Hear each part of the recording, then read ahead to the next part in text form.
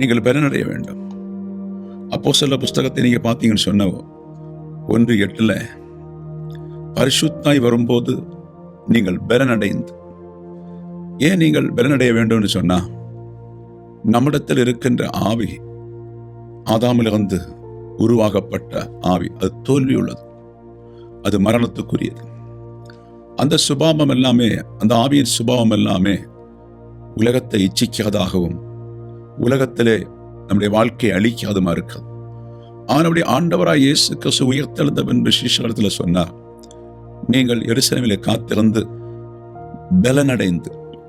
இந்த கிறிஸ்தவ ஜீவிதம் சாட்சி இல்லை, சபை சாட்சி இல்லாம கெட்டு கிடக்குது.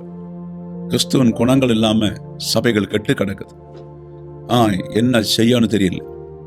அவ முதல்ல பலனடைந்த பிள்ளைகள் வீட்டில் சாட்சியாய் வாழ வேண்டும், சபையில சாட்சி உள்ளவர்களாக இருக்க வேண்டும். நீ இருக்கின்ற சுற்றுப்புறம் எல்லாமே ஒரு நல்ல சாட்சியுள்ள வாழ்க்கை வாழ வேண்டும். கிறிஸ்து உனக்குள் இருக்கிறபடினாலே நீ எந்த நாட்டில் எந்த இடத்துல போனாலும் யாரும் உன்னை பார்க்கலையேன்னு சொல்லி உனக்கு தப்பு பண்ண முடிய காரியம் உனக்குள் இருக்கிற இயேசு பார்க்கிறார் என்புள்ள ஒரு பயம் உனக்குள் இருக்கிறதுனாலே நிச்சயமா எல்லா இடத்திலும் சாட்சியா இருக்கலாம்.